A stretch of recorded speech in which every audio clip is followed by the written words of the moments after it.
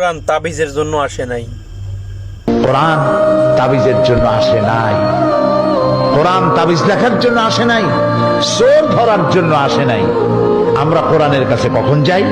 মসজিদের ইমাম সাহেব, মৌলানা সাহেবের কাছে যাই, হুজুর আমার তো বইয়ের স্বর্ণের চেন চুরি হয়ে গেছে, একটু চাউল পড়া দেন। বিশ্বাস করুন, চাউল পড়া দিয়া যদি চোর ধরা যেত, অন্তত মুসলিম রাষ্ট্রগুলিতে পুলিশের চাকরি থাকতো না। সমস্ত মুসলিম দেশের খানাগুলিতে চাকরি হতো মৌলভী সাহেবদের। সেখানে বস্তায় বস্তায় চাউল দিয়ে বলা হতো, আপনারা চাউল পড়বেন আর চোর ধরবেন। প্রিয় ভাই সব, জেন তাড়াবার জন্য আর চাউল পড়ে চোর ধরার জন্য কোরআন আসে নাই।